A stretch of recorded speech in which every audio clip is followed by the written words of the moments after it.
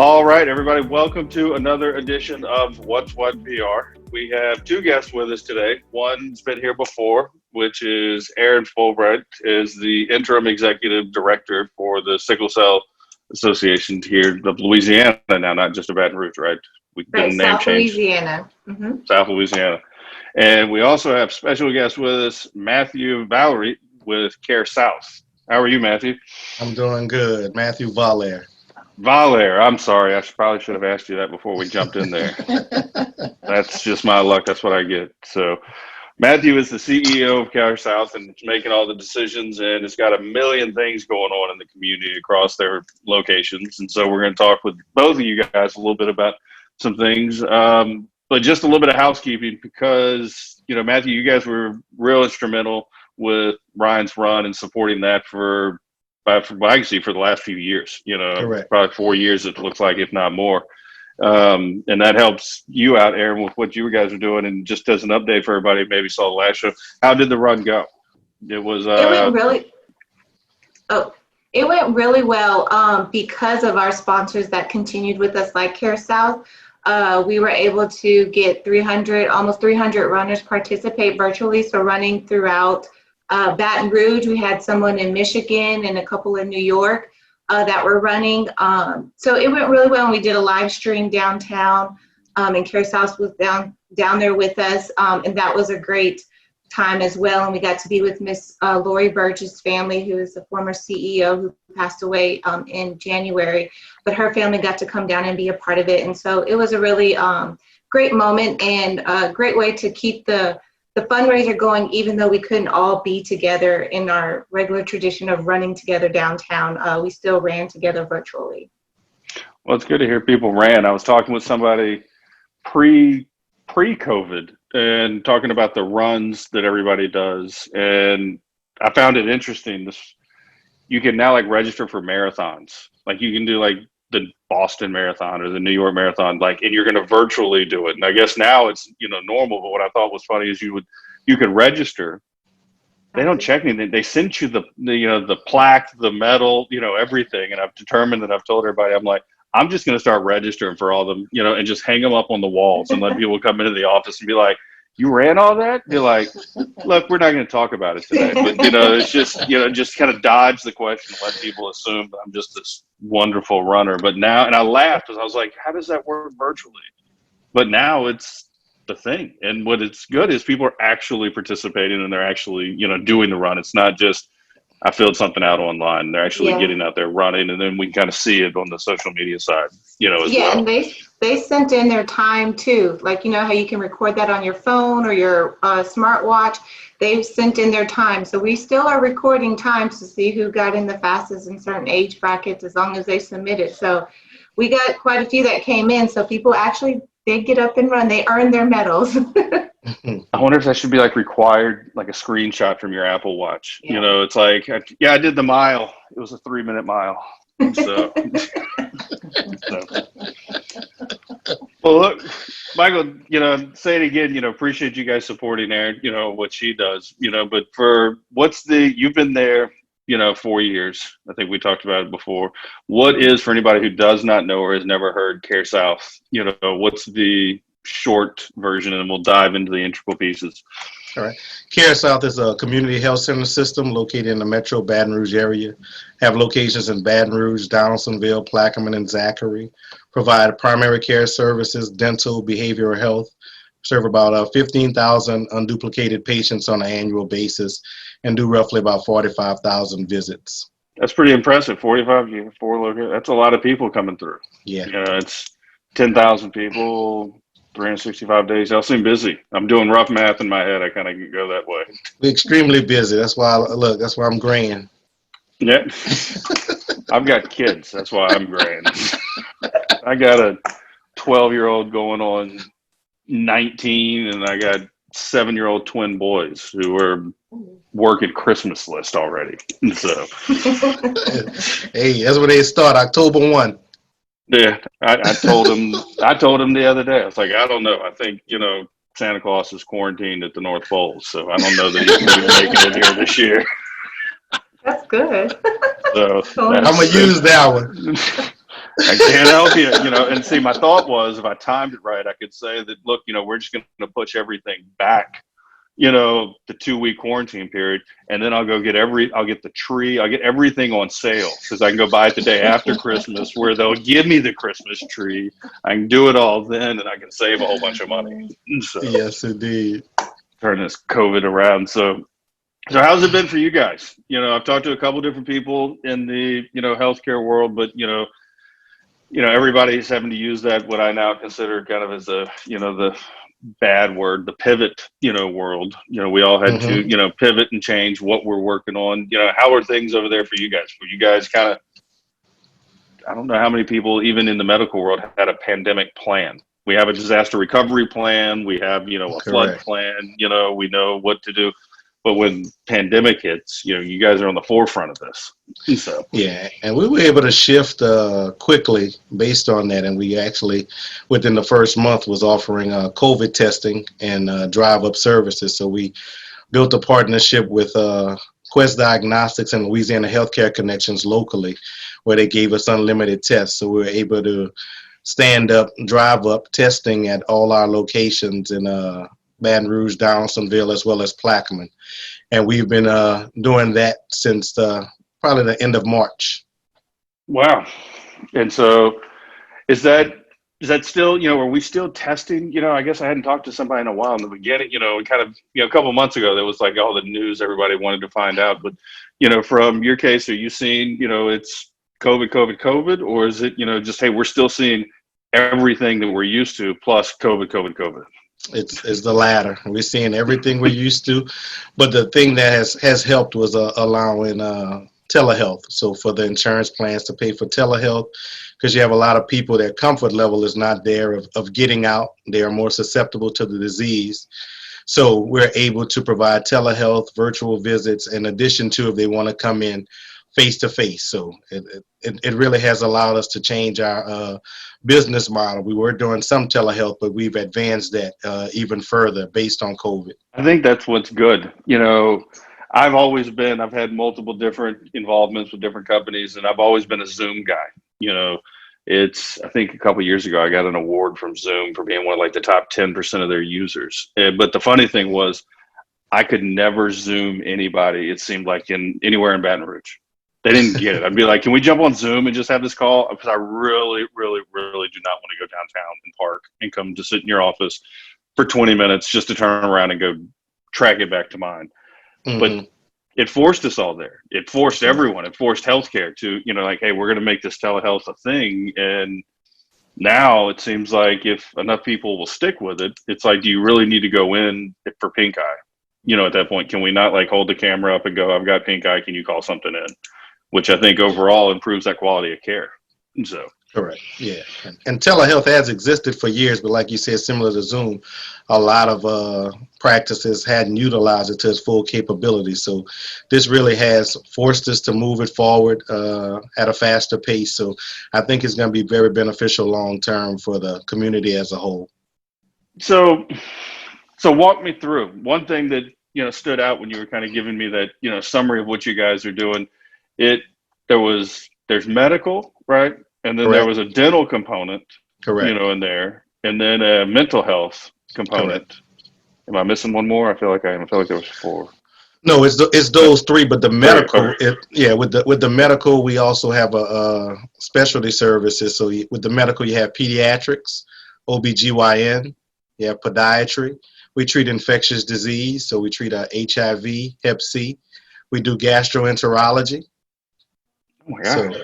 yeah, we try to make it as a one-stop shop. So if we can get a patient, we want to treat it as a patient-centered medical home. So that patients get used to coming to one location to get all of their services, whether it's their primary care, specialty, or ancillary services such as dental. So, you know, and with the access to healthcare issues that we see persistent across the community, in addition to transportation barriers, when we have a patient here, we want to be able to provide them with all of the services that we could possibly can while you have that patient in there, you know, you have them in a captive setting.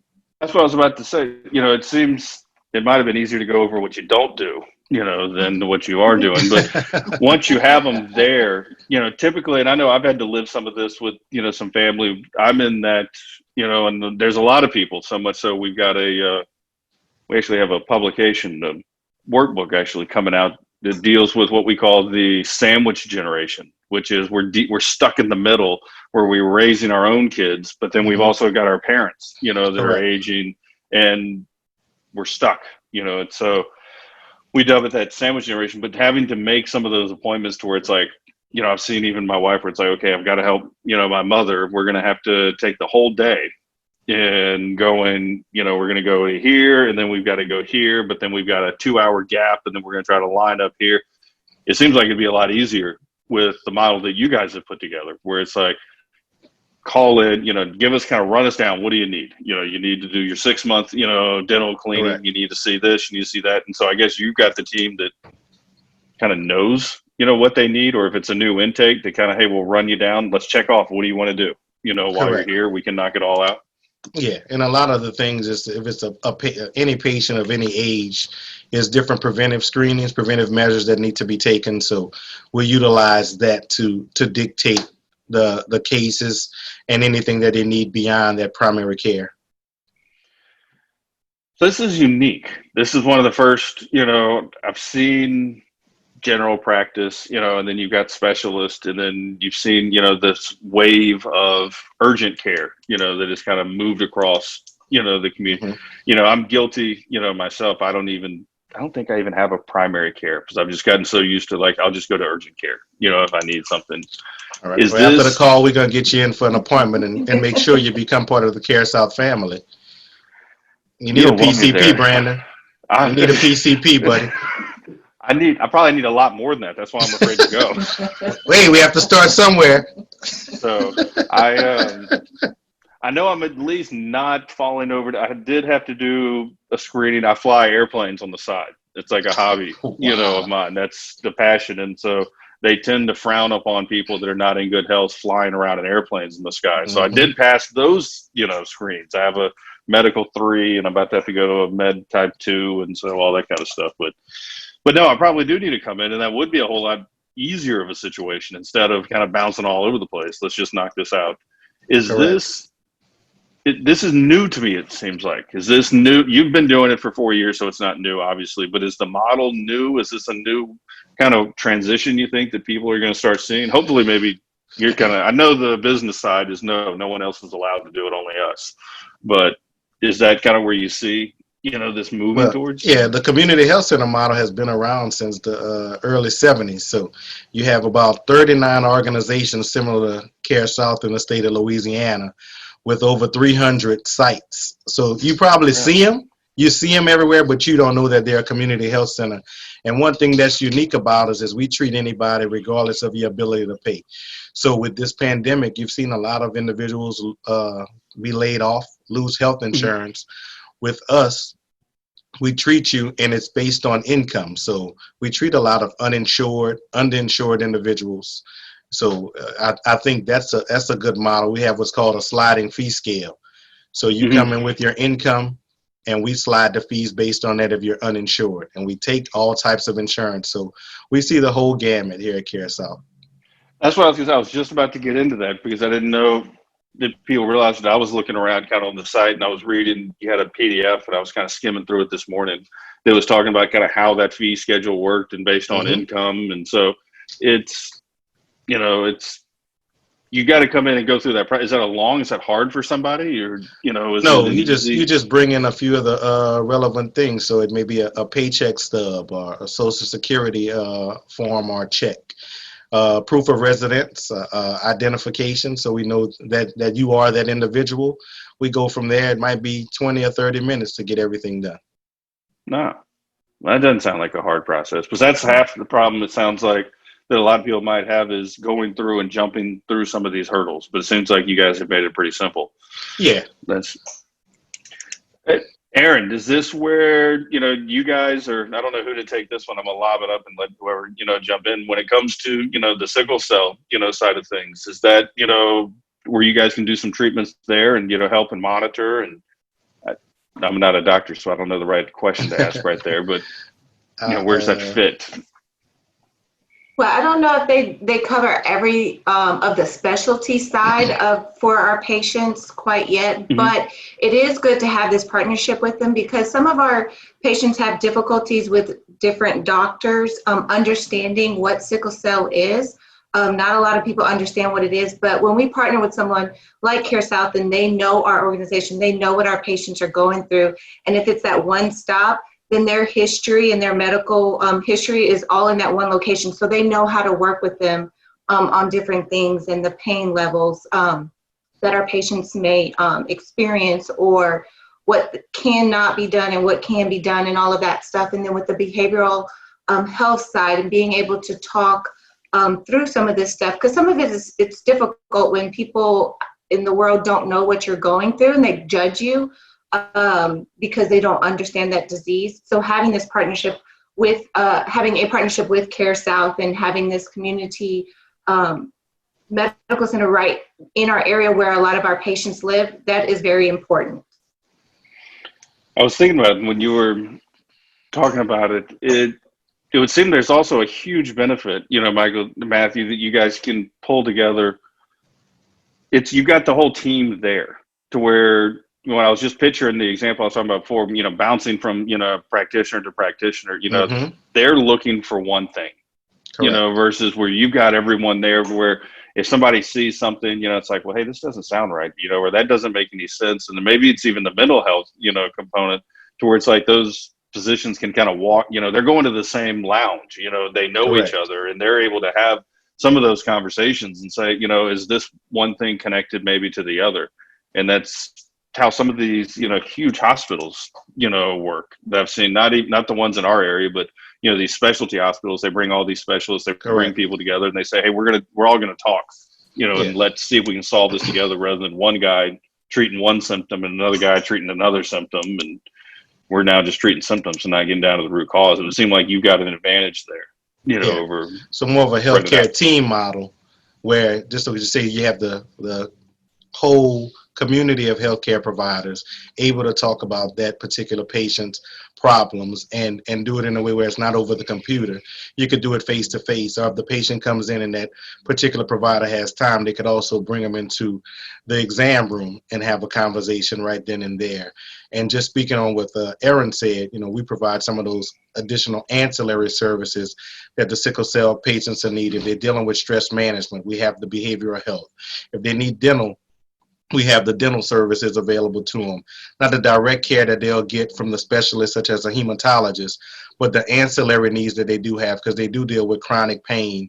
And you have a lot of providers that don't know, they think they're pill seekers. When you don't know about the disease, they'll think that they just want painkillers or they want pills, rather than understanding that part of the disease is having chronic joint pain and finding ways to treat that and being sensitive to that issue as well. Wow. So it sounds like there's a lot that we don't all know. I'm picking up more. I learned more when I was talking with you, Erin, and just even here, and how, this process works. But it seems like this has been a great partnership for the both of you guys, Correct. to help, Erin in her efforts. And then she's got a resource to where, it's not very easy. It's not every day you can grab, the CEO of a healthcare system, and hey, can you come help me with this? Or, hey, we've got a patient, we need to move them in, or can you guys see somebody, or how can we help? You've got all those resources right there for you. Well, tell me, Erin, is there anything, that we can do, or is there a message, I always kind of, we get to kind of this part, the little bit of the show and ask, what is it you would want everybody to know? What's the next step, for you guys? Definitely to seek out more knowledge on sickle cell. Check us out online at scasl.org to learn more. We plan to have programs where we're giving knowledge to the community, but also to our patients and family members of our patients. So being involved in that, supporting us through donations when you can, supporting our community health clinics and like CareSouth in any way you can as well, because they're helping out the community. And like you said, those that can't necessarily afford insurance or are on hard times. So definitely supporting the community in that effort. But just really taking the time to get to know what sickle cell is, because you might have someone in your family that has and you didn't know, or someone that you're working with or in your neighborhood or in your child's school. And having that knowledge is power, and you can understand what someone else is going through and not judge. Like Mr. Matthews said, that, you know, sometimes they're often judged. So our goal is definitely spreading the knowledge about what sickle cell disease is and what the patients go through. Well said. Well, Matthew, how's that on your side of things? You've obviously got packed, you know, houses, it sounds like, every day. You know, I'm a math guy running in my head, just all those numbers. But, you know, what is it, you know, what's next for you guys? You know, is it, you know, more providers, more patients, you know, or more services, or, you know, what is it, you know, that you guys got coming down the pipe? All of the above. So we have a few additional sites we'll have coming online in the next 18 months in the East Baton Rouge area. Also, we'll have a mobile unit that'll be coming the early part of next year. So we'll be able to go meet patients where they are. So you have a lot of communities that don't have healthcare services. That mobile unit will allow us to get to those communities and spend a days or have a periodicity where we're in that community on a consistent basis, providing that service where they don't have to come to our bricks and mortar locations. And it also, like I said earlier, eliminates that transportation barrier. One thing I forgot to mention is we also offer a pharmacy here, and we have free delivery with that pharmacy within a 40-mile radius of any of our clinics. So we deliver anywhere from LaPlace, Houma, you know, Lafayette, anywhere that our patients need their medications. We make sure we get it to them, whether that's through the mail, and we actually have delivery drivers that get there. So we just try to take the guesswork out, you know, as sitting in this seat as CEO, you know, like you said, I deal with taking care of parents, taking care of kids and loved ones. So you want to make it as easy as possible for an individual. It's hard enough to navigate the healthcare system with all the nuances within it. So when I try to think of putting myself in the patient's shoes and giving them everything that they need to have a great customer service experience as well as a great medical experience. Well, I can tell you the first thing when you said that, you know, the transportation, I remember, you know, with my grandmother, you know, when she was getting older, it was just literally what you said, it was a horrible experience. Like, I am the furthest thing from a doctor, but like we eventually learned, you know, without medical advice, on how we could pretty much diagnose like a bladder infection.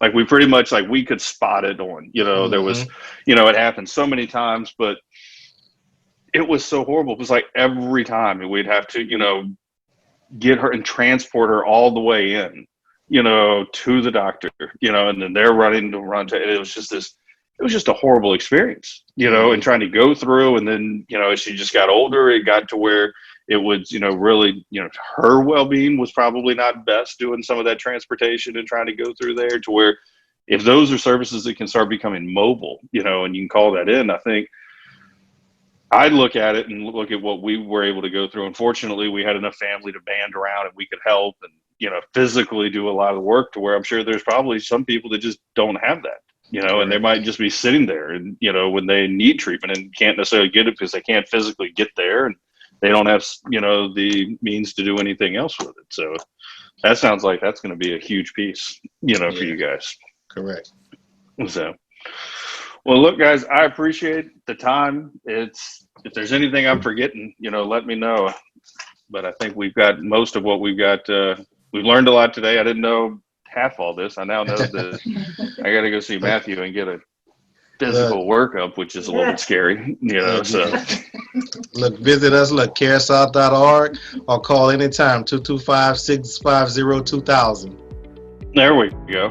All right, guys. Well, look, I appreciate the time. I know everybody's got more important things to do than talk to me, but I do appreciate you taking the time out today. Thank you for having us.